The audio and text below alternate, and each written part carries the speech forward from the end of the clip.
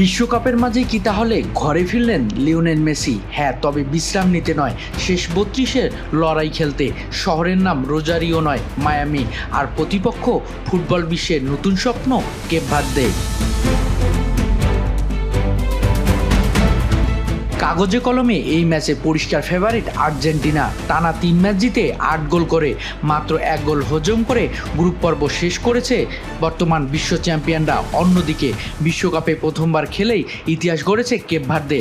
Spain ও উরুগুয়ের মতো শক্তিশালী দলকে রুখে দিয়ে তারা জায়গা করে নিয়েছে নকআউটে।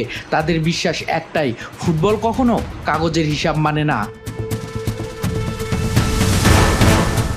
সহকারী কোচ বেতেনকোর্তের ভাষায় পরিসংখ্যান শুধু তথ্য, আসল খেলা হয় মাঠের ৪ দাগের ভেতরে।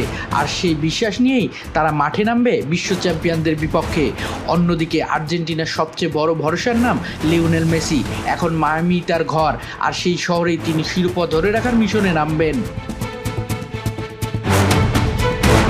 ৩৯ বছর বয়সেও যেন সময়কে হার মানাচ্ছেন ফুটবল জাদুকর।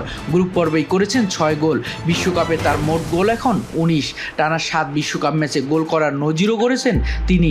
শুধু মেসিই নন, আর্জেন্টিনার আরেক নায়ক লিওনেল স্কালোনি। তার অধীনে আর্জেন্টিনা জিতেছে কোপা আমেরিকা, ফিনালিসিমা এবং বিশ্বকাপ। এই ম্যাচেই হতে যাচ্ছে জাতীয় দলের কোচ হিসেবে তার ১০০তম ম্যাচ। তবে নকআউটে ভুলের কোনো সুযোগ নেই, কারণ বিশ্বকাপের ইতিহাস বলে সবচেয়ে বড় অঘটনগুলো ঘটে তখনই যখন জয়কে খুব সহজ মনে হয়। তাহলে কি হবে? মেসির জাদুতে সহজ জয়, নাকি কেপ ভার্দে রূপকথার আরও এক ধাপ এগোবে? উত্তর মিলবে বাংলাদেশ সময় আগামীকাল ভোর ৪টায়। ফুটবল প্রেমীরা প্রস্তুত তো?